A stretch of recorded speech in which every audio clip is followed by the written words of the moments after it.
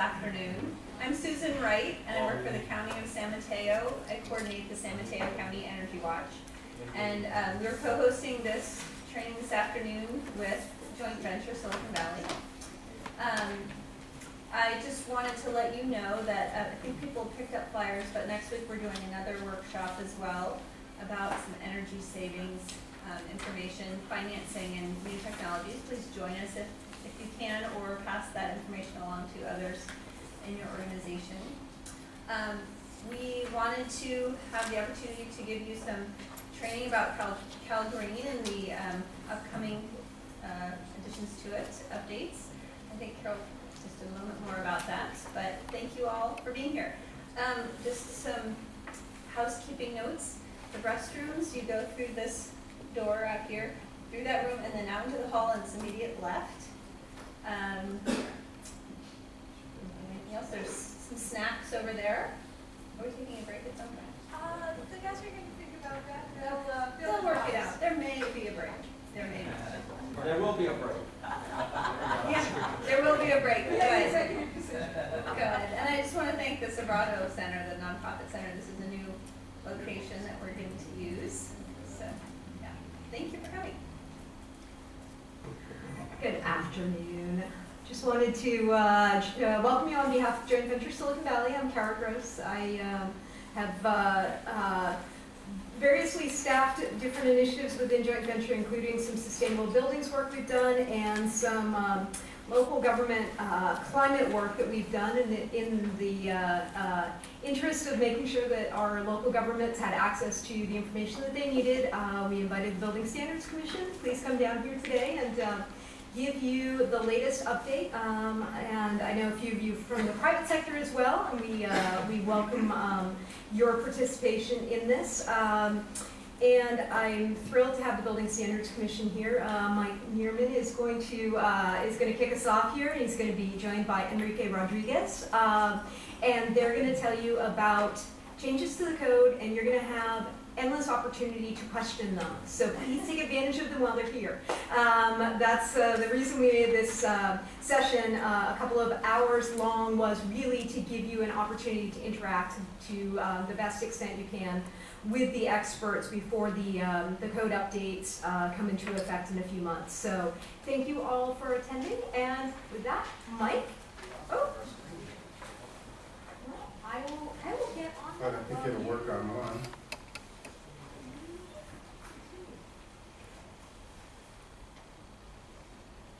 Okay, well, while Kara fixes the screen, or attempts to, I'll go ahead and get us started.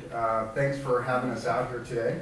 We're excited to be able to give information as much as possible about where we are with the code and where we're moving with the code in the future. I'm going to do an overview of just a little background on how the code became.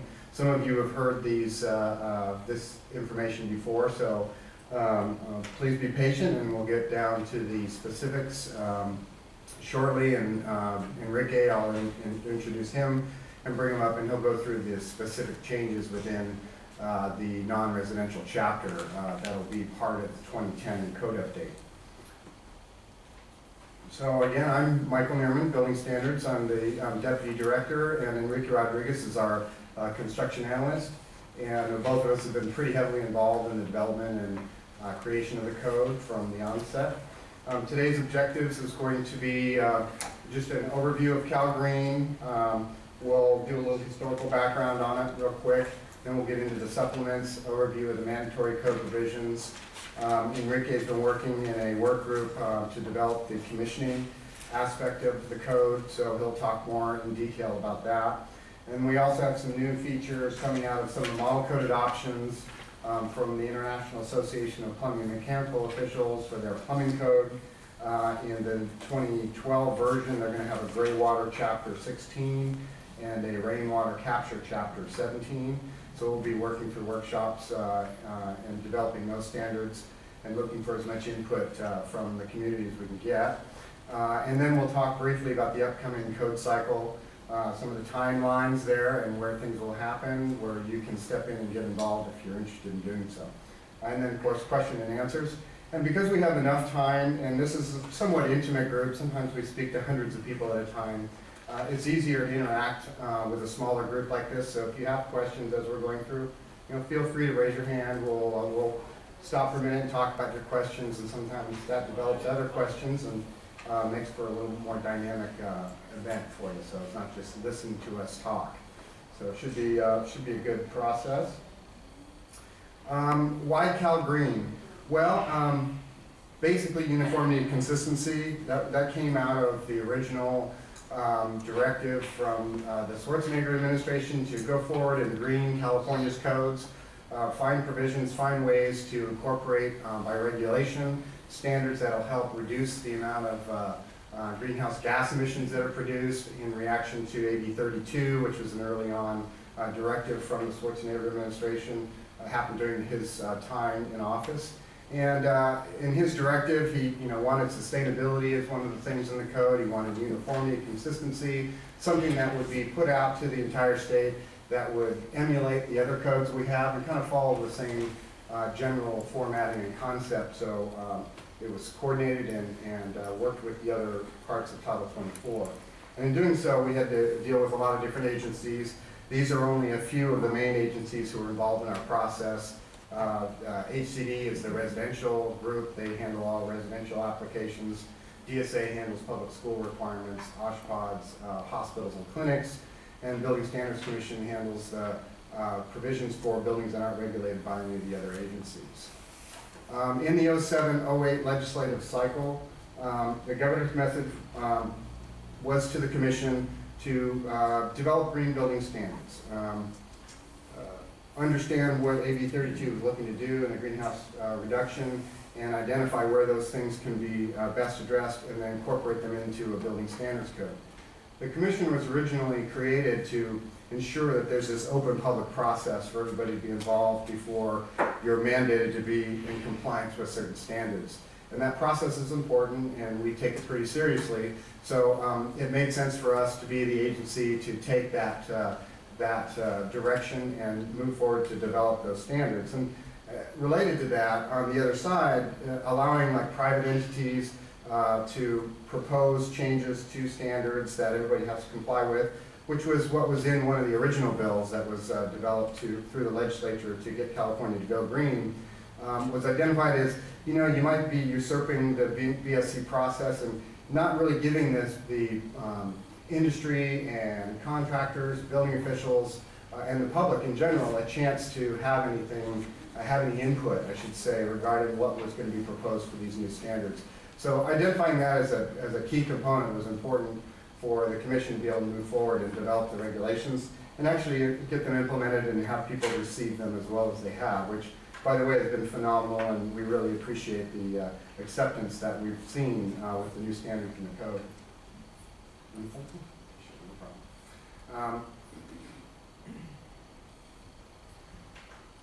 With the other agencies involved in the process, it's basically a direction to them to work with us to develop the standards for res and non-res.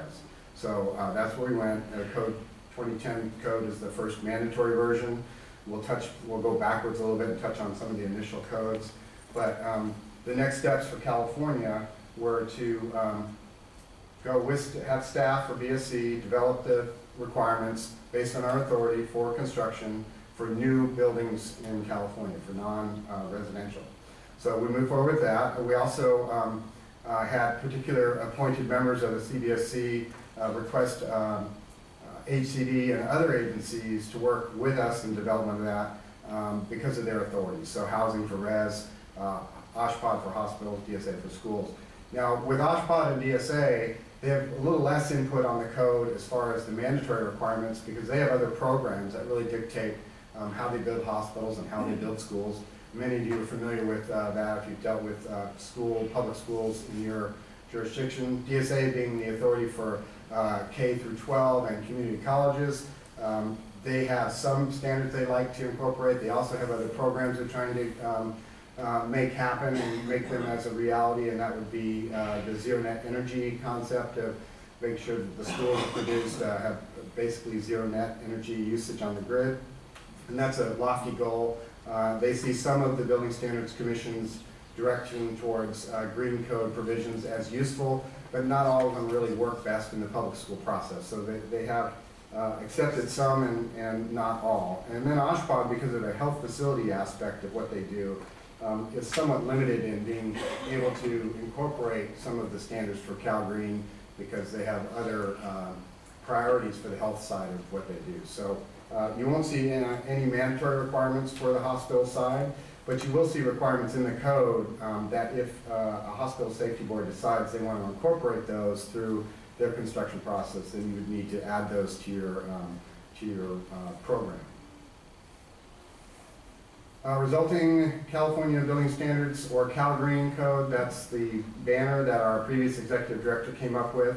The intent, again, was to enforce like other codes for the residential side and for the non-res. It wasn't intended to have a mandate or requirement for third-party inspections, although from what we hear, a lot of jurisdictions, especially if they're on a higher level of permits per month, are looking at third-party inspectors to assist them in their process. But it isn't a mandate for the code that they do that. That's left up to the local jurisdiction as they see fit for their workload. It maintains the current relationships between the enforcing authorities and builders.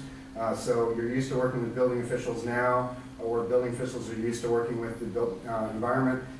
That is just to enhance that process and not to circumvent some process that you're already used to using with those two groups.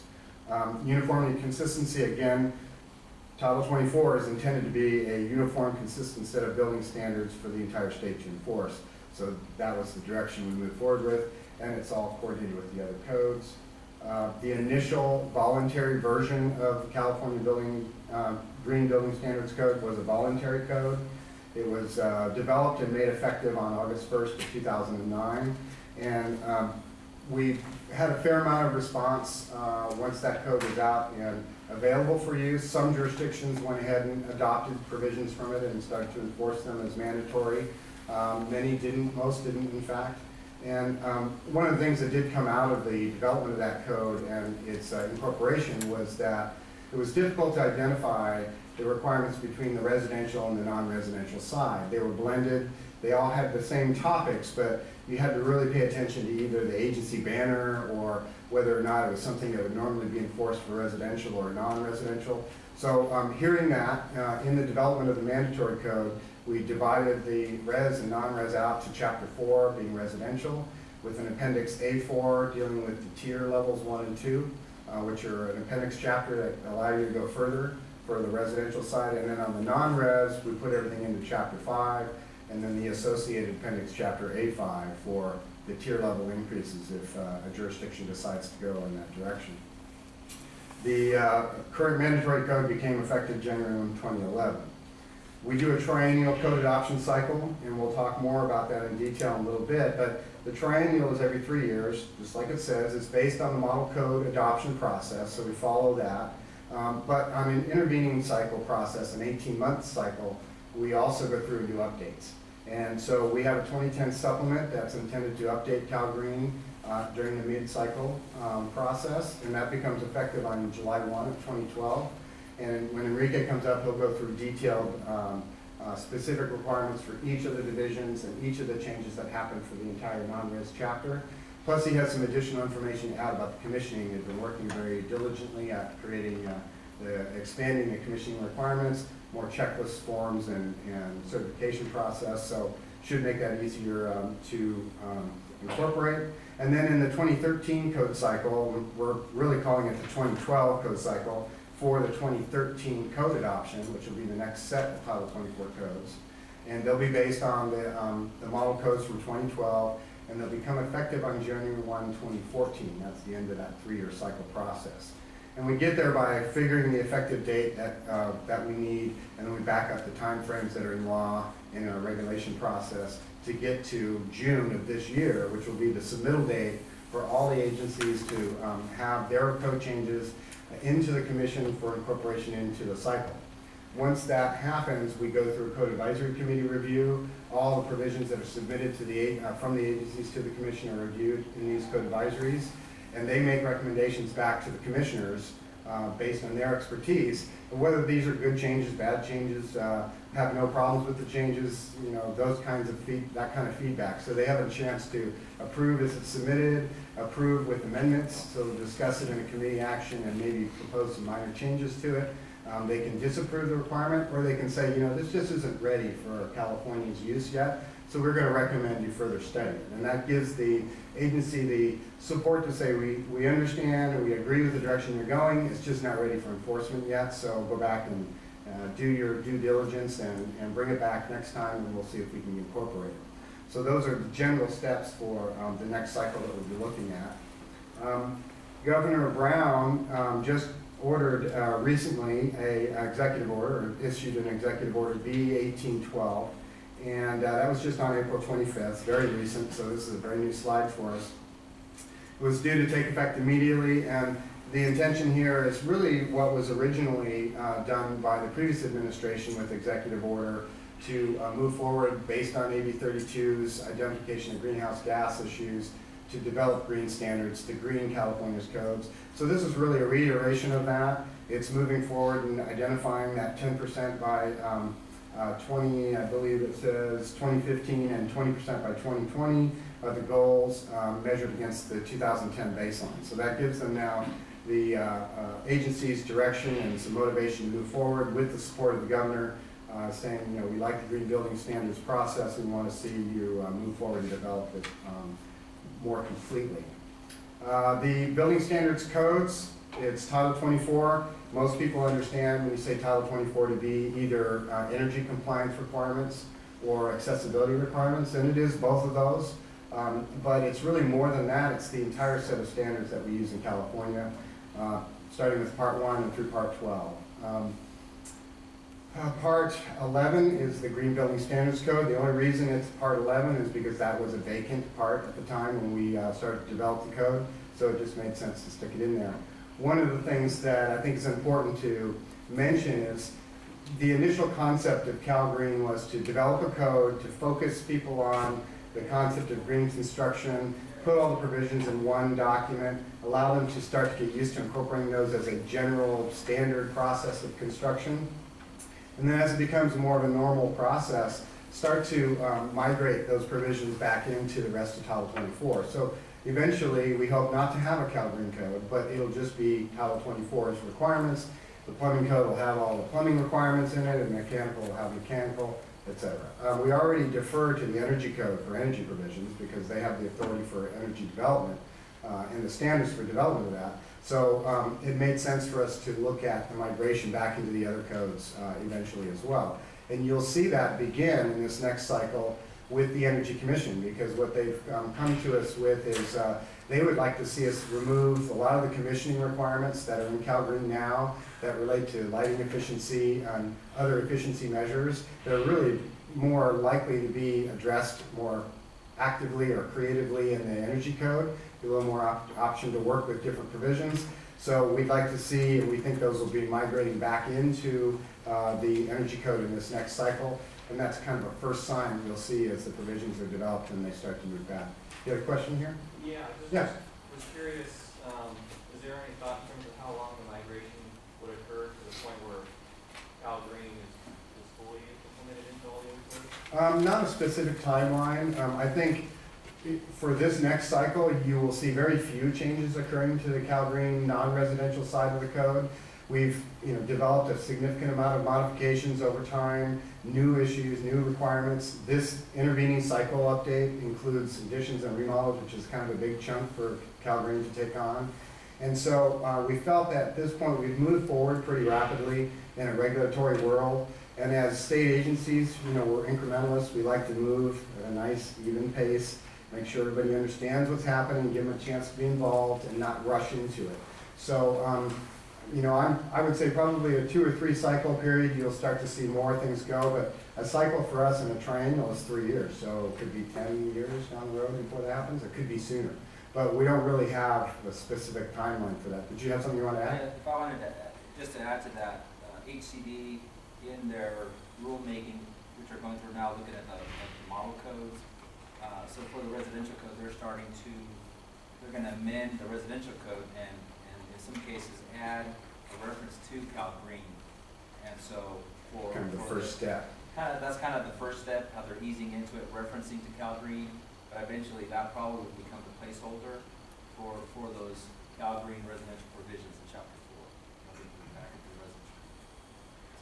residential. And you know, those are the kind of things we look for in the rulemaking process as well. As public members, you don't have to attend meetings, but you can certainly go online, you can send in comments. You could say, you know, we think it's a good idea to migrate back into the rest of the code with green provisions. We'd like to see you come up with a timeline for that. And we'll certainly take those kinds of things to heart. That's how we've developed the code up to this point, is listening to the feedback and then moving in the direction that people are requesting us to move. And related to that, the section we've added this time for remodels and additions, we found in previous cycle process and development of the code that with the brand new buildings being the focus of CALGreen, for most larger jurisdictions anyway, there were a few buildings being done that were brand new in large sense, but the majority of the work that was being done were on the smaller scale, the remodels, additions. With the economy being in the tank like it is, fewer brand new building starts were happening and more remodels of existing facilities. So some of the representatives of Los Angeles Building and Safety that helped us develop the remodels and additions portion kind of brought it to our attention in a couple of previous cycles that, you know, you're really missing the big picture here. Remodels and additions is really where sustainability needs to be approached more rapidly. And so they gave a statistic of, I think they said 15 buildings over the last year over a certain size, 50,000 square feet, brand new buildings is what they did, but they did 15,000 permits for remodels and additions in that same time frame. So percentage of what we were impacting was pretty minute in comparison to what the built environment was doing. So in reaction to that, we've moved forward with the remodels and additions. Again, just starting very light. There are triggers that are going to trigger it. So you'll see for the 2012 supplement to the 2010 code, the first trigger is a 2,000 square foot for addition size and a 500,000 square foot valuation of a trigger for the remodels and additions requirements. So the smaller projects and the less costly projects, the small ones, aren't intended to be impacted by CALGreen at this time. We're going to give a little bit of leeway, like I said, incrementally step into it. And in the next edition, the January 1, 2014 effective date of the 2013 code, those numbers will drop from 2,000 to 1,000 square feet and from 500,000 to 200,000 in valuation. So that'll start to grab a larger chunk. And I would imagine eventually they'll go, you know, down to anything you touch will be affected. And with that, I will say that I heard yesterday in a presentation we were working on with HCD in Oakland that they said that their intent is to add the remodels and additions for the residential side during this triennial cycle. So the 2013 CALGreen code will have remodels and additions included in it for this next edition of code. And in doing that, and I'll get to you in a second, they said that different than the res or the non-res side, anything you touch is going to be required to then be compliant with CALGreen. So there won't be a valuation or a permit size or a square footage cutoff. It's going to be if you're going to modify the structure of the space or the TI, the remodel or addition, you're going to have to comply with the CALGreen provisions for the stuff that you're affecting. I saw a hand back over here. Yeah, a question for you on remodels. You know, it's like 200,000, 500,000, 200,000. Sometimes it's only a mere portion of a building. Yes. So here you're going to be doing a partial remodel, and then you're going to get hit with this phalanx of requirements you have to go through just for a partial remodel, which is, when you do something on a partial basis, is always much more expensive. So how are you going to handle that? Well, I think the important thing to remember is on a remodel, say you're doing the addition that triggers the requirement, the portion that you're doing the remodel for and the work for has to meet the CALGreen requirement as a new portion of structure. But you're not going to have to go in and tear out all your facilities that are existing and put in new fixtures. And the intent isn't to, like the accessibility requirement, to where, you know, if you do one modification in one area, it triggers all these other changes to the rest of the building you have to consider. That's not the idea. The idea is to incrementally move into this so that as you see a remodel that's being done, the newer portion that's being handled has to meet these new requirements. So it wouldn't necessarily, like you were saying, create an enormous additional cost for the rest of the building if you're not having to modify that for that one small remodel portion. If that makes sense. Those new requirements be for remodel? I mean, as an example, say if you're doing an industrial building, you know, with AC and drop ceiling, what are you going to be doing? What are those requirements going to be?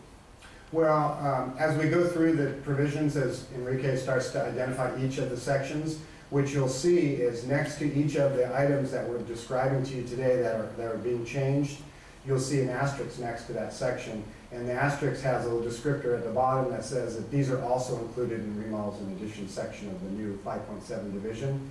So if it's a section that's being modified in the mandatory level now, it'll become part of the same requirement in the residential side. So if you're affecting mechanical systems, it's no different than it is now as far as energy compliance requirements. You're going to have to complete and be up to speed with the latest energy requirements. We don't necessarily change those provisions from CALGreen. What we would be looking at is how you're handling that equipment on site during the construction. Is it covered? Is it protected? The types of provisions that CALGreen for non-res are currently doing for the new construction. So, you know, in that regard. One unit, one unit handling several sections of that building, when you remodel part of it, but still that one unit is servicing another area that's not being remodeled. And that's common with a lot of remodels and new structures. I mean, there's a complexity to the development and the process of doing a remodel on an existing building. Some systems will be impacted and some won't. And so it's difficult to say specifically you're going to have to do X, Y, and Z on this project in a fictitious project scenario. So what I would say is if you run into a remodel condition on an existing structure and you're not sure what would be included, give us a call. You know, we're there, we answer the phone, we'll give you as much information as we can. We've provided guideline documents to go along with these changes to help people understand not just the intent of the change, but how it may get enforced at the local level. And we've worked with a lot of enforcement authorities to help develop those requirements or those clarifications.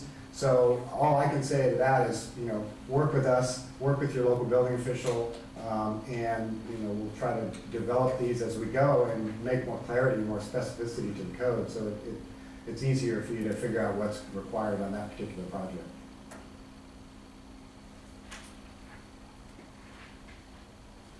Code format. The idea, and oh, I'm sorry, another question back there. Yes, sir. Is there a method for determining the valuation, or is it left up to each jurisdiction? It's a permit valuation. So when you go, and it's the same way that they use at the local level when you go in to get a permit, they look at the valuation of the project, and your permit's based on that. And so that's what it'll be, the same series of numbers. We're not creating a new process to determine valuation. That's something that's been done by the local jurisdiction to determine what their permit's going to be for that project. Go ahead, Michael. I just to add to that, talking to some building officials, the exact same question. They were saying, well, how do I do the valuation? And I said, well, you do go about your business how you normally run your building department, but the issue came to, well, what if do you include demolition as part of that valuation? And that's going to be up to the locals to make that determination. Some will say, yeah, that is part of the project, but I guess it depends. If somebody says, I'm going to get a demo permit, and then 3 months down the road, or if you're phasing it, 6 months down the road, I'm going to build the project, or do that renovation. That's going to be up to the locals to make that determination. That's an interesting question. Yes, sir. What are the provisions for cost recovery for the local jurisdictions? For the what? I'm sorry. Say again. Local jurisdictions for the amount of effort, time, labor, plan checking, and inspection for the additional requirement.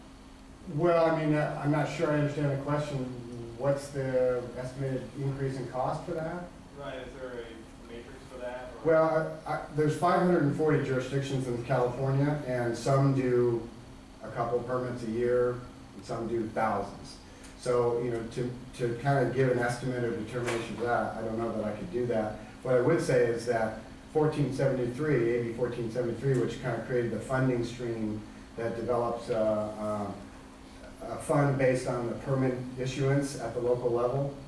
So what it says is for every $100,000 of permit valuation, $4 will be retained sent back to the state to handle the training and other provisions for CALGreen, and then 10% of that retention is held by the local jurisdiction to help in their own development for their own building officials and training. We also, part of that 1473 and where we're here today is this is what we do. I mean, this is part of our way of getting out the information, trying to help people understand what's coming and what to expect. And so we provide this as a service to anybody that requests us to come out and do the training. We'll fit that into our schedule and provide it. But regarding what the increased cost would be for local level, some are going to use third-party inspectors. They'll have increased costs because of that. Others may decide to do it in-house. The concept of CALGreen was to have the building official really take the lead on it and decide how they're going to enforce it. It wouldn't be something the state agencies would get involved with for enforcement. It's going to be up to that local jurisdiction to determine how they're going to do it. Sheila. Okay, a couple of questions. Valuation. The threshold is 500,000. We're going to get permits that will be 499,000. Okay. Yeah. Those are something that is very difficult for us to argue with the applicants. Sure. Because when they come in, you really don't have a contract cost for the project. And then my second question is, what if someone say that I'm only going to do one part of the building, that would be 400,000, and then another month later they come in to do another part of the building, another 400,000. Is there any verbiage in there that says that within a certain period of time, that they have to meet the green building code requirements, like the accessibility regulation? Right. Well, did you want to? Yeah, I can answer that. I mean, I could try to answer it. You can elaborate. Sure. Just like the whole concept is, you're running your building department like you normally run it with other parts of Title 24. So when you're normally prior to CALGreen, if you're doing a renovation or alteration, the permit counter they're gonna say it's gonna cost me X, right? Well, if that value doesn't reach your whatever you have in your typical valuations for that type of remodel, it's going to trigger a flag that they're underestimating the construction cost. That's where the building department's going to say, well, we don't agree with your valuation here. Here's our standards, and it's not within our fee permitting cost or valuation. So that's kind of how I would use that. It's going to be up to you guys.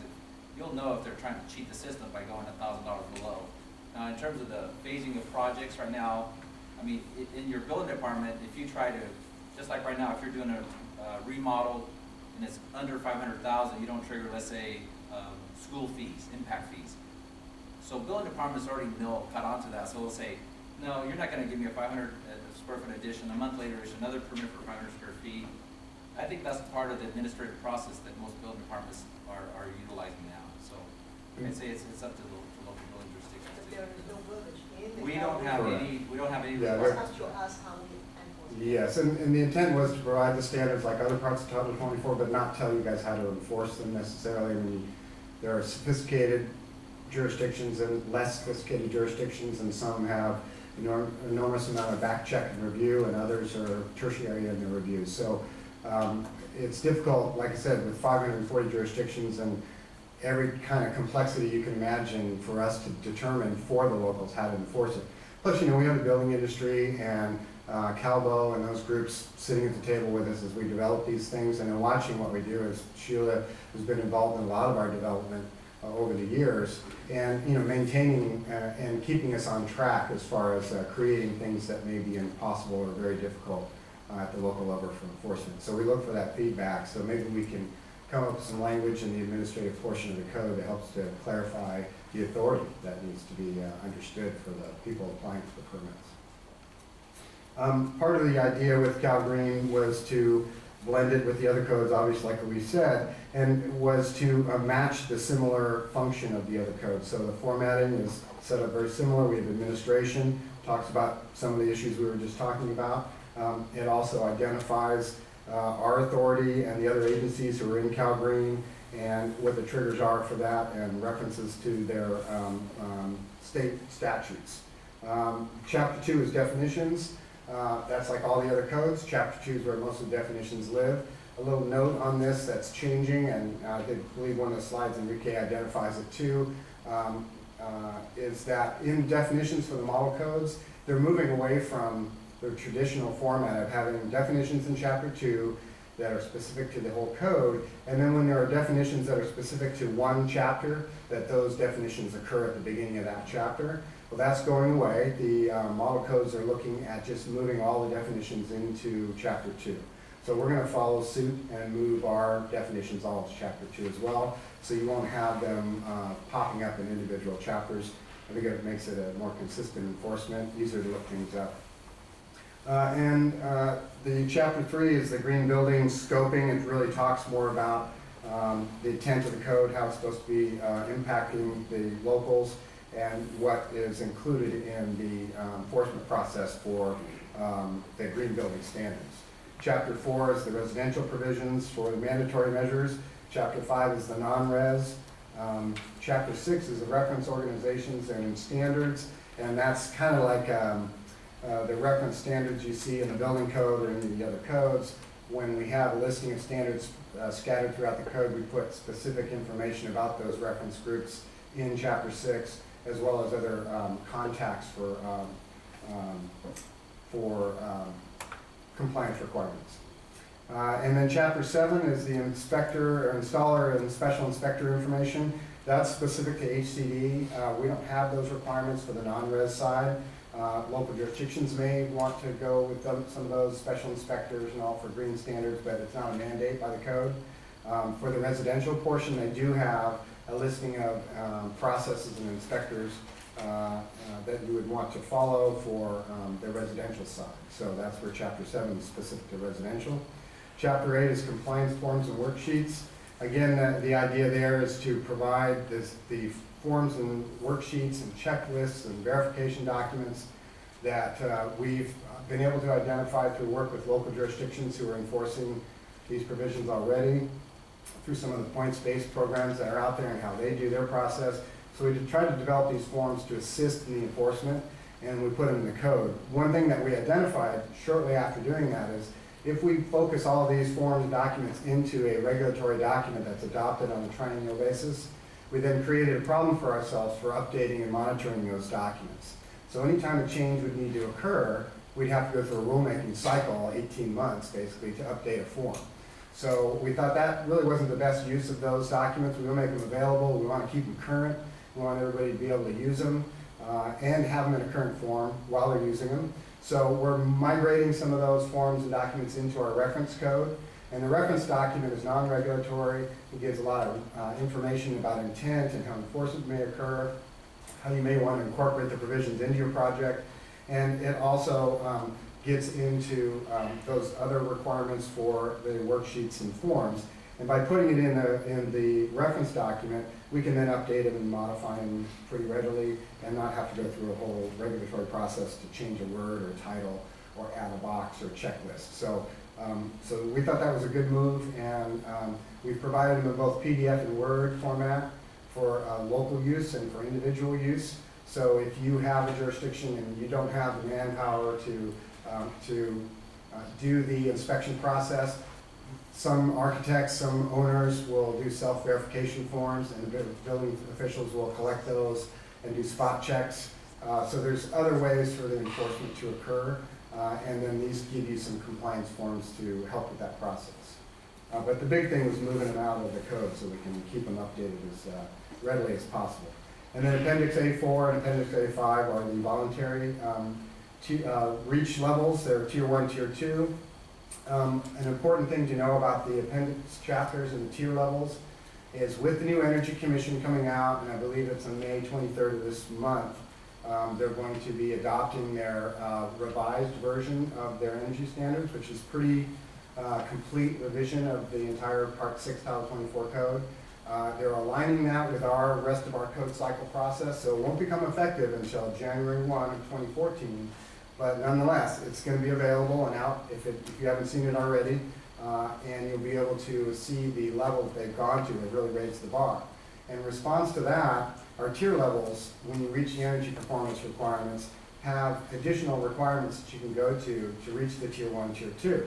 And currently, and as it's been, if you were to go Tier 1, it would be a 15% increase in the energy efficiency requirement. The tier 2 is 30%.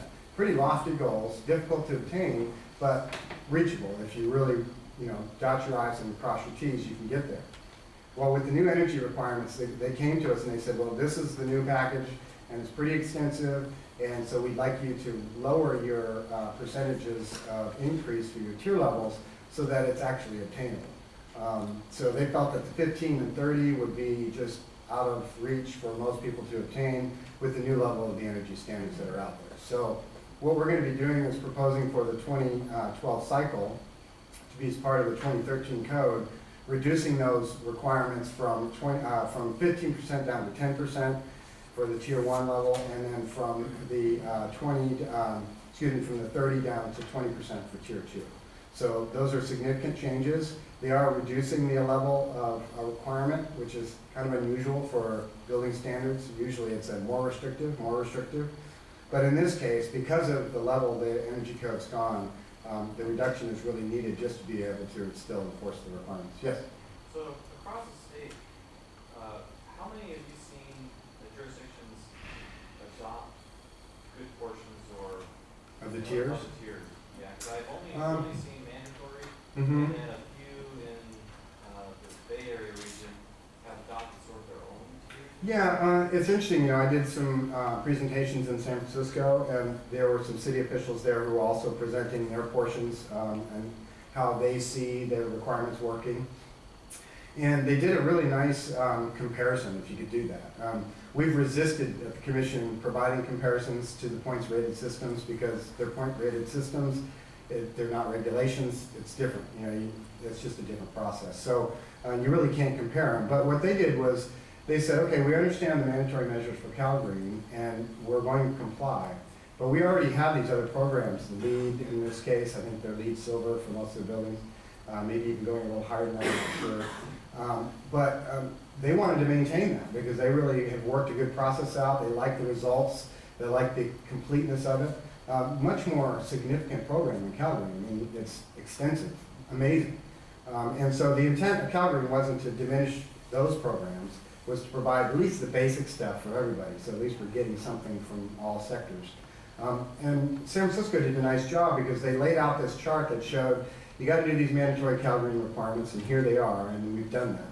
But when you're on our project, in our jurisdiction, we have these levels in LEED that we want you to complete as well. And related to the bicycle parking, you meet the mandatory, but then in LEED you got to do this much more. And so they showed a comparison of how to comply with mandatory CALGreen and incorporate their LEED stuff at the same time. Pretty cool job. It was well done. What they didn't do, though, is go into the tiers and start to adopt tiers to try to raise the level of CALGreen to meet the other provisions. So they already had those in place. They thought it worked well. So they got mandatory CALGreen, and now they may change that in the future. They may decide based on the direction CALGreen goes that, hey, these are good ideas. We can do this. Maybe we can save some money somewhere else.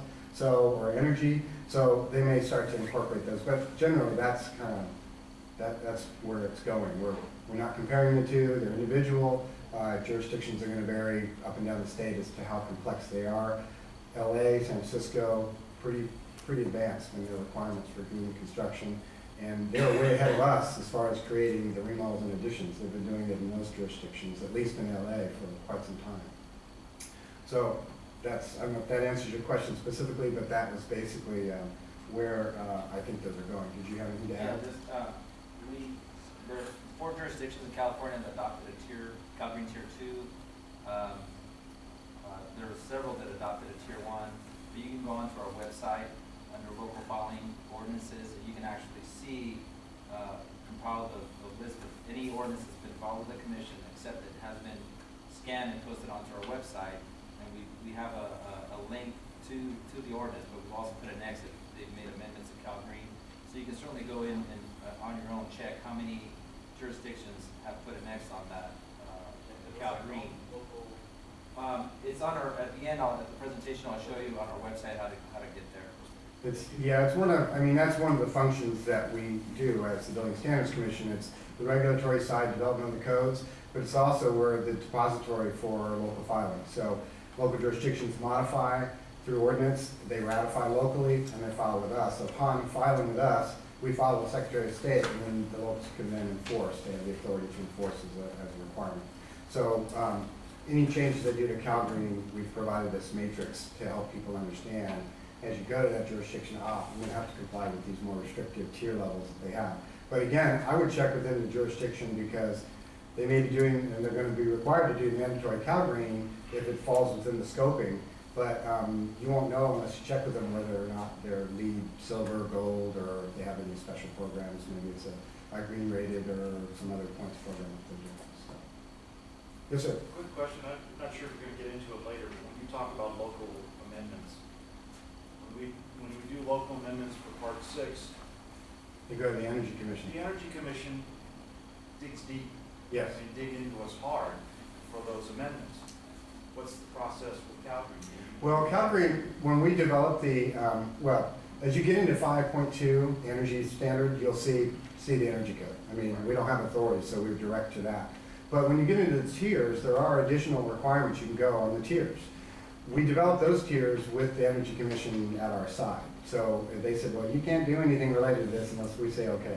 So they had really decided what would go into those, the cool roof provisions, some of the other requirements, and that's what we put in there. And that's why they also reacted and came back and said, you know, we're raising the bar, so you might want to think about lowering your percentage requirements so that people can still meet that. So when you go in and you do an ordinance for local, if you include CALGreen tier modifications, you would file them with us. If you're going to be modifying the energy code, Part 6, you would file them with the Energy Commission. If we get a filing from a local jurisdiction and we see that there are provisions in there that are impacting energy or maybe fire district and they come to us by accident, we'll divert those, or what we'll do is respond to you as a submitting a jurisdiction, and we'll say we received your filing. However, it looks like you may have energy provisions and you might want to file with the Energy Commission as well. So we'll try to identify those and direct them, and that's about the best we can do with it. But yes, if you modify energy, then you got to go through the Energy Commission. But with the tier levels, it's just identifying through your ordinance that you've adopted some of those tier levels. If you were to go tier level for energy and you wanted to modify those, then you go to the Energy Commission for the modification of those. Right. Well, what I'm thinking, even though it's not necessarily the energy side, I understand that. Oh, okay. But we have to have our facts and findings to be able to modify the energy. Yes. The topography, geology, climate, and more restrictions. And reports to support our requirements. Yes. That you said. The findings. Right. But how would we do that? Do we need to do that with water provision per se? If you're adopting mandatory requirements, no. But if you are going to the tier levels, yes. Or if I could just add, if Sure. let's say you're looking at the mandatory CALGreen plumbing and you're going to make that more restrictive, anytime you're amending CALGreen, just like any other part of 1224, if you're amending it, then you have to file with us and do your express findings. Our process, our authority is a little more limited compared to the Energy Commission. We look for, you know. Well, now we confirm that you've supplied findings that are part of it, and that you have all the documentation that the documents are signed, those kinds of things. But we don't look at the stringency of it or the validity of it. So that's not a good idea. Don't do this or do that. We don't have any authority to do that at all. So we're really a depository and a place that the citizenry of the state can look in one stop and see, has this jurisdiction I'm about to apply a permit in done any modifications that we need to be aware of. And it's a good tool for designers, architects, engineers working in multiple communities, because they can go to the website and they can look and see, for Palo Alto I need to do this, but I see in San Francisco they're up here, so I need to change for that. So we have, for the first time in the CALGreen world, kind of developed a lot of new things on the website that we never had before, and this ordinance process is one of them. Before, we were still the depository, but if you wanted to know, you either went to the local and hoped that they had filed, or you could call us and we'd say, well, there's nothing in the file cabinet, so I guess they haven't. But now you can actually look them up and see what they've done, and it's really a good tool. Yes, sir? I'm just kind of wondering, where your general authority is for imposing all these additional requirements. Seems like there's a lot of redundancy here. You have the state of California greenhouse gas regulations, and then you have the energy, Schwarzenegger setting a goal of, say, 25% renewable sources and already mandating that. And you go out and you buy solar, the utilities are forced to buy solar at 18 cents a kilowatt hour, when you can buy coal or nuclear, natural gas, generated power at 4 or 5 cents a kilowatt hour. And so what the net effect of that is that 25% requirement is going to double the energy cost. And that's going to force, the market forces are going to start driving, improvements in equipment and efficiencies and all that, just by that cost factor, that cost input. But then you guys come along and then start adding all of the additional, like separate water meters, even for small spaces, you're adding a couple of $1,000, here and there, and then no one's ever going to look at that water meter anyway. So you have all these arbitrary requirements. You have more bicycle parking for some non-residential building out there that'll never ever see those covered parking spaces ever being used, and they're adding more impervious surfaces, and then you have another agency telling you to reduce the impervious surfaces. So, and you've added more and more inspection on, where, third-party inspection for insulation, this sort of thing. I mean, you're adding on a lot of different regulations, you're adding on a lot of different paperwork requirements, and bureaucracy costs. And to me, it seems like it's really overkill, and I don't see the reason for it. I think that, your energy costs and your water costs are going up. How many times have you seen a 10% water increase on an annual basis in the last several years? Large water uses they're going to really look at their water usage and absolutely minimize it, because every drop that goes down the sewer, they get charged heavy fees for it. All of those things happen automatically, so it seems like you're really adding on a lot of extra bureaucratic costs, redundancies here that we really don't need. It's just extra costs. You guys do a great job on building codes, and they're necessary. But this is kind of a supplementary and I think non-essential code requirement.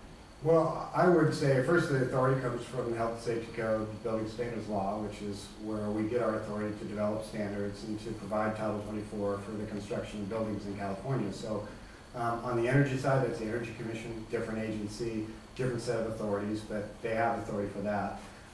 And each of the agencies that are involved have some authority for certain aspects of the built environment. So we try to work with all of them together, and we understand the impact. That's why we're incrementalists. That's why we try to move at what it seems to be, or would seem to be, a reasonable pace based on feedback we're getting. Now, not everybody is supportive of the green movement. Obviously, there are a lot of issues that have to be addressed to bring those people on board and help them understand, too, some of these things are going to need to happen. The water's not going to change.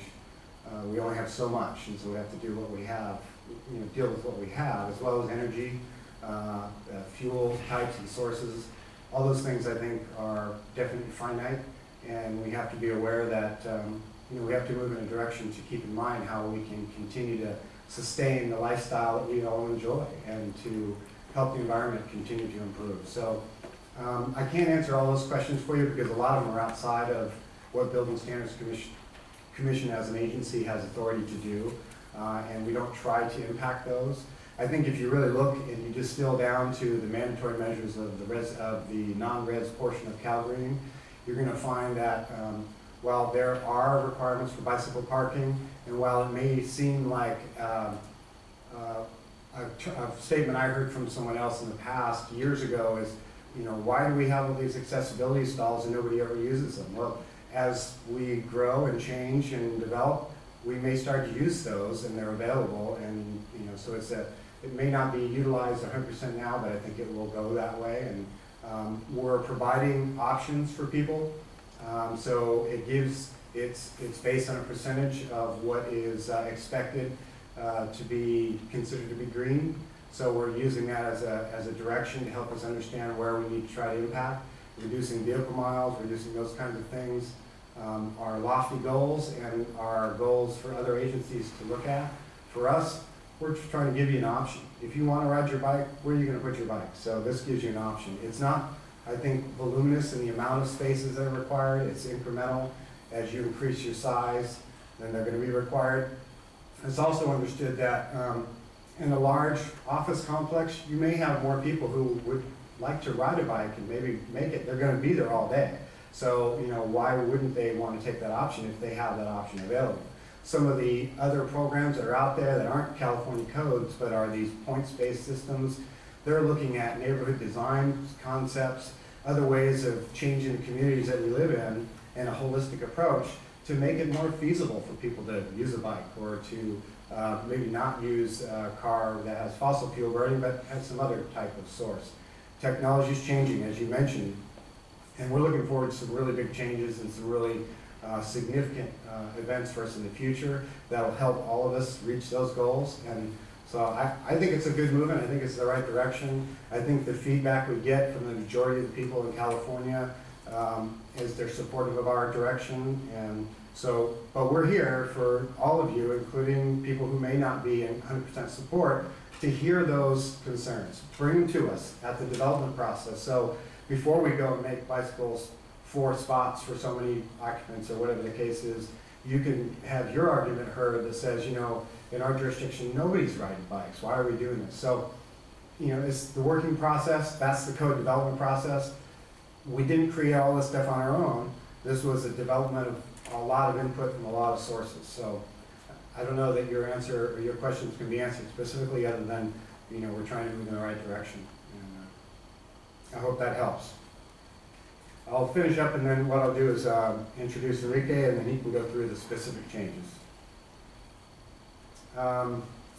For the Chapter 1 administrative, I'll just skim over these because there's not a lot that's going to be new for you guys related to this. And so the admin provisions seem to have misplaced that. Deal with the impact of the standards. I'm going to have to look at the screen because I can't see that tiny screen. Minimize construction and improve construction practices. Scoping, it scopes the application of the code, very similar to the other administrative chapters in the rest of Title 24. It gives you the intent. Goes down to the local amendments based on filings. We've been discussing that in some detail. It has to be based on climate, topography, geology. It has to be more restricted. There are alternate materials and methods, and that addresses some of the concerns about requirements in the code and how you enforce all these things. That's a tool that's in the other parts of Title 24, and it's available for local building officials to use. It's intended, I think, generally to allow new concepts, new ideas to come into play before they've actually been listed as a reference standard somewhere or some other provision. So that alternate materials and methods is in the CALGreen code and is available for the local for enforcement as well. And then construction documents, there's a listing in there that talks about what's included for submittal for your plans, including CALGreen stuff, and then applications and the state agencies' authorities, which might answer some of your questions as to where we get the authority to do that. It lists specifically in law where that comes from, and you can read it, and it tells you a little more about who we are and why we're out here doing it. Did you have a question? Looked like you were going to raise. I did, and actually another one just came to mind, but just before you got to this slide, I wanted to be clear on something. If you adopt Tier 1 or 2, do you have to file with the Energy Commission or no? Only if you're going to be modifying the requirements for the energy side. So in other words, if you adopted a tier level and then decided to increase the requirement or change the requirement for the tier level that related to the energy provision, then I think you'd probably need to get their okay to do that. If you're just adopting the tier level without any change to it, as part of your CALGreen adoption, you would file it with us. So even though the tier level includes increased efficiency, right, you don't have to go to the Energy Commission? You still have to file an ordinance that shows that you're adopting the tier, because that's the difference between mandatory and raising the bar. But remember, the Energy Commission was with us when we developed those tier levels. So we didn't just say, you know, let's add this because that might work with energy. Energy Commission said, if you want to add anything, we have to say what it is. So we said, fine, what do you want? And they said, these are the items we think will work best. So they've already seen the tier levels. They know that those will work within their requirements. And so for you as a local building official or as a local jurisdiction filing an ordinance with the commission, you would need to have your findings that show that you adopted mandatory provisions and that the tier level you're adopting is X, Y, and Z, and here's your findings that support it. It's just, the reason I'm asking is this is a little different than what I think we heard the Energy Commission representative telling us a few years ago. Mm-hmm. If you were going to adopt any of those energy efficiency requirements in either of the tiers, you had to file with the Energy Commission first and then go to building standards at the end of the process. I hadn't heard that. I was under the impression that the division between the two, and I'll get to you here in a second, was if you're adopting the energy code and you're modifying it, then you had to send that to the Energy Commission. And if you're adopting CALGreen code unamended, mandatory, then you just file that as part of your normal ordinance. But if you do the tiers, you have to include the increased level, whichever tier level you're adopting in your ordinance when you file with us. Do you have anything other than that? Just when we review, and I'm the one that does the final review on the ordinances, if there's a tier requirement, we usually have a letter from the Energy Commission. Now, I'm not sure that they include it, jurisdictions will include that, but I'm not necessarily 100% sure that it's something that is required. We don't require that. So it might be something that the Energy Commission is specifically requiring. But when we look at an ordinance and you're adopting a tier 1, I don't look at to see if you've gotten approval from the Energy Commission. It's just not in our authority. So, but I do see that letter being submitted with modifications to some tiers. And I think the gentleman here may have some. Yeah, in their discussion, I think they're worried about making sure that there isn't any language in there that's not allowing us to follow the part 6. So they want to make sure if you're amending or changing CALGreen, that you don't have any provisions that are going to supersede or change. Chapter 6. So even if you're increasing it, that's fine with them, but they also want you to go through those kind of findings. But I didn't think in tiers, so I wasn't sure. Right, and I want to make sure to give you guys accurate information. So what I'd like for you, if you can, is give me your card, and I will get back in touch with you. I have some people I work with at the commission, energy side, and we'll talk to them and get a specific result to that, and then I can get back to you and let you know. It's just not something that I have been dealing with a lot, so I apologize for that. You guys communicate with John Lawyer from the Energy Commission? Mm-hmm. Yeah, so we He's talked the about one. Yeah, Okay. I know, he's the one. And this is a big issue because Yeah, this discouraged a lot of jurisdictions from maybe adopting the The tier levels. because they didn't want to have to go through the cost effectiveness study and Right. the findings with the Energy Commission and all of that. Well, what I would say is I think that that being the case, and it sounds like that probably is if Joe Laurie was telling you that I think what we'll be looking to try to do is put some information in either the administrative portion or in the scoping section of the code that identifies when a jurisdiction wants to include a tier that includes energy increase provisions, that they have to go through that process. So something to help clarify that would be a good idea. It's obviously, It's an issue. yeah, it's an issue for you guys. If I could just add one more item, Energy Commission is pulling, looking at the tiers and is pulling back anything that relates to energy. It is their authority. They're looking to move it into the energy code. So some of those tiers. That's a good point too. Yeah, that's where they're moving. They might be modified based on the Energy Commission pulling those back into the energy code. Also for commissioning, anything mechanical is moving, energy related is moving out of CALGreen commissioning and is being moved back into the Energy Commission. And that's part of that migration of the code back into the rest of the standards. So, you know, maybe that becomes a moot point if all the provisions that would impact energy are going right back to the energy code, then it would eliminate that as a concern for CALGreen for the ordinance process. So, but I will, remind me, I'll get your card and I'll find out specifically for you. And I just had another question on this slide. So I thought there was also a fourth amendment for CALGreen on environmental. And I was curious if any jurisdictions used that so far? I'm curious what kind of Go ahead. I can answer this. So for CALGreen, lumped into climate, we've added for a climate reasoning or one of your findings based on climate could be environmental, specifically to CALGreen, but it's not a fourth. It's part of the climate. So in your climate, you could say based on our environmental conditions, that's why we're making amendments. So your climate also encompasses environmental. So it's not a fourth one. It's just an add in addition to climate.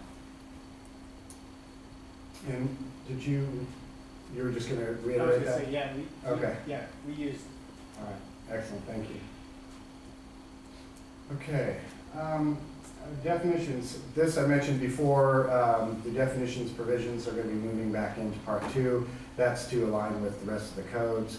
I don't want to go over all that again. We've nailed that one down pretty well. Italics in most of the parts of Title 24 that are based on model codes. When you see italicized language, it's state-regulated language by a specific agency.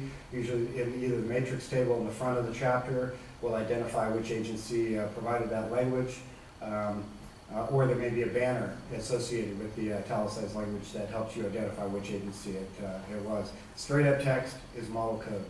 One of the problems we had with the last edition, being the current, the 2010, but the last edition of model code is ICC, we didn't realize, but they had gone ahead and identified their defined terms throughout the code. So anywhere there was a defined term that was in a paragraph in a specific section anywhere in the code, it was shown in italics. And what that did for the reader was it showed, this is a defined term. I can go look and see what they mean by this particular statement. And that's great to help a code user, and it's certainly a nice way to show it. The concern with California is that shows state amended language. So the result was we got an enormous amount of phone calls, and because we do answer our phone, and on a regular basis we get a lot of calls, a lot of them were related to, well, which agency developed these definitions? I can't figure it out. So we talked with ICC during the development of our contracts for the next set of codes, and we've got them to agree to remove the defined term identifier in their California version, so that we'll have the definitions in Chapter 2, and the amendments that are made to the code will show up in italics and will be consistent with whichever agency was proposing. So we should hopefully eliminate that confusion with that defined terms provision. Banners, I talked about those. If you see a definition like this and it's got an HCD banner or a DSA or a BSC, those are the agencies that adopted that specific definition, and it only applies to the occupancies under their authority. So you wouldn't be able to use conditioned area in a DSA project because they didn't adopt that particular definition. So that's how we're identifying the difference between definitions. Matrix tables, I mentioned them briefly. They're at the beginning of each chapter. Those have kind of gone through their own life, if you will, their own changes over time. We've tried to modify and improve them. They're not considered to be regulatory. They're used as a tool to help people identify the portions of the code that agencies have proposed to modify and adopt. But they were never intended to be a regulatory part of the code. So by that, if there is a mistake in the matrix, and that happens on occasion, it wouldn't supersede the authority of the agency to have that provision in place or their enforcement ability for those provisions, because the X is in the wrong spot or the section isn't listed. So it's intended as a tool to help people identify which agencies are adopting and which aren't. One thing we're going to be doing in the next code cycle is adding a couple of notes to the tables, at least in the front preface portion of the code, which describes the tables, identifying that they aren't regulatory, and you need to verify if you have questions about something you're trying to enforce. So hopefully that'll help clarify how the matrix tables work and reduce some of the potential litigation that comes out of mistakes that are in a matrix table. And by that, there were some concerns from the fire sector of the state regarding our last code adoption for the Part 9 fire code. And there were some mistakes made in the matrix table which included a lot more of an adoption of reference standards than the fire marshal's office had intended to adopt. And so that created a lot of difficulty for the fire marshal as well as for the entities who thought that these were now available for enforcement. So that's part of the reason we're going through this change this time, to help clarify those matrix tables and how they're to be enforced. Let's see, Chapter 3 is the scoping section. It talks about newly constructed low-rise residential. That's currently what's in the code for enforcement. I did learn from my presentation with HCD yesterday that in the 2013 code, they're going to be looking to add remodels and additions like we have done in this intervening cycle for non-res. So look for that. That's going to be the big change for CALGreen in the 2013 code. As far as the non-residential side, we're not going to be making any significant changes this time around. It's time to let the code rest for a while. Answers the gentleman's concern about continuing to ramp things up. We get a lot of comments from building industry, concerned about increased fire sprinkler requirements, energy now, and now green, and all these things increasing the cost. And we hear that. And so we're looking to ratchet down a little bit on the development of new standards for the next cycle. And we hope that will help ease some of the difficulty with the economic troubles that the state's having. Chapter 3 also talks about mixed occupancies. As a general rule, when you have mixed occupancy, you apply the specific requirements to the occupancy that you're applying it to. And by that I mean if you have, say, a strip center with residential above, the residential portion would be based on the res portion of CALGreen, and the commercial portion or non-res would be based on the non-residential portion. So that's pretty consistent, and we'll be moving forward with that. For phased projects, I think Enrique mentioned it before, when you have a project, say a project like this, where you have a strip center or a large building with a number of tenants, the shell building, is when it's constructed, is required to comply with the requirements for the shell building in CALGreen. So the building components, the materials that are used, the site provisions, but each individual tenant, as they come in as the first occupant, would then develop that TI space based on CALGreen requirements, and that would be completed. Mostly that's because most of these TI multiple tenant spaces don't necessarily have the full mechanical systems in place for each tenant, not knowing what size the tenants would be and all. And so until those provisions come into place, the finishes are selected by the people occupying the tenant, or between the people occupying the spaces. Those things are hard to determine until somebody actually submits for a permit to do it. So each tenant would be regulated at that time. And then as the remodels and additions portion comes into play, it used to be with new construction, that first tenant was the only one that had to do the CALGreen. If they moved out and a new tenant came in, there was no trigger by the code to look at that for CALGreen because it was considered a remodel or addition or modification of TI. But now with the new remodel, if you're over those valuation numbers or square footage numbers, the new tenant would then have to comply with CALGreen requirements as well. Chapter 4 is the residential mandatory measures. Yes, sir. What about OSHPD 3 facilities? And the reason I ask is there's kind of like circular logic here. CALGreen, you said earlier, building standards, it applies to buildings not under any other jurisdiction, any other authority or jurisdiction. OSHPD has jurisdiction over OSHPD 3, but it defers to the locals to enforce the requirements, but OSHPD is not adopted CALGreen. Right. So does CALGreen apply to OSHPD 3 projects? It only does if they decide that it does. So they have authority to determine for their authority, for their regulation, or for their occupants that they regulate, whether green provisions would be included or not. They're not mandatory for OSHPD. Who is they? OSHPD. So if they haven't adopted it, Right. then You want to add something to it? Yeah, I can add, and we've had discussions with OSHPD, you know, the senior architect, and kind of talking about that, you know, if it's under the authority of the local jurisdiction, CALGreen typically applies. I mean, the CALGreen applies. So that's an interesting question.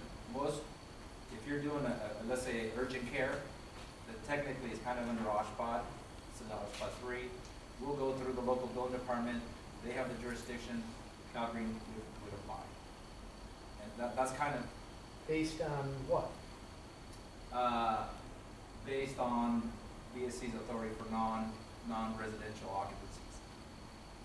Not under the authority of another state. Right. And if you ask OSHPD, they might have a different opinion, but I think most local jurisdictions, if it's an urgent care, they're applying the codes too, not OSHPD codes. And I think OSHPD's concern is really on the acute care and the large hospital facilities where they have so many complex systems and operating requirements that CALGreen can encroach and cause some issues for them on that. So they leave it to their hospital safety boards on those, and sounds like Enrique's been discussing it with them on the threes, that because it's typically regulated at the local level, but I guess some jurisdictions are. I guess what I'm suggesting is, can that be added into the chapter 3 scoping, so it's clear that it does?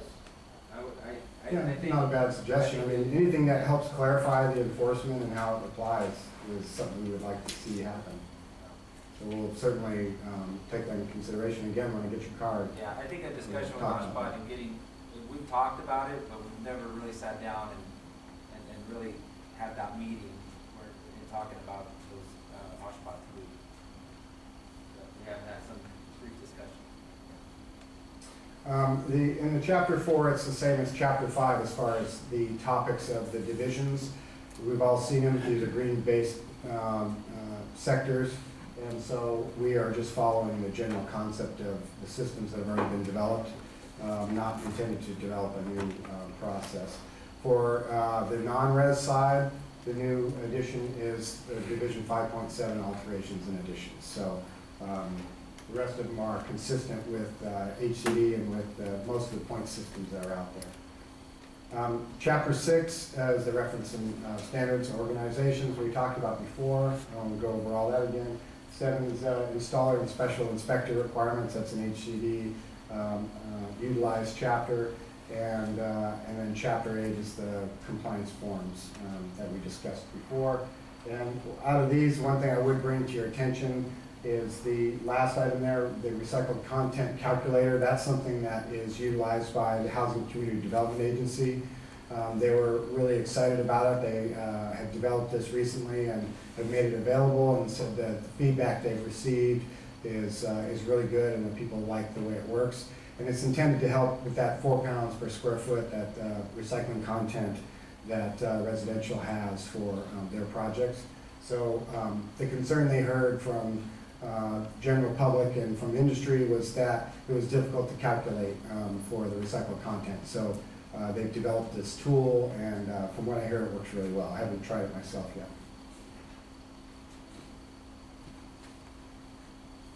Appendix A4, as you all know, are the Tier 1, Tier 2. That's the increased stringency for the residential portion of the code.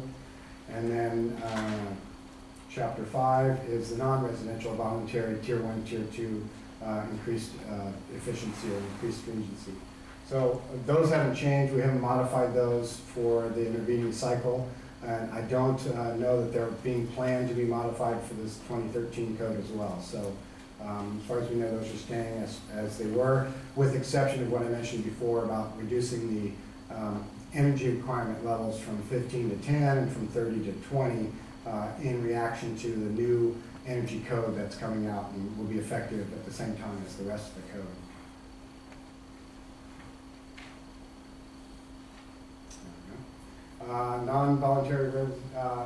Non-residential voluntary measures.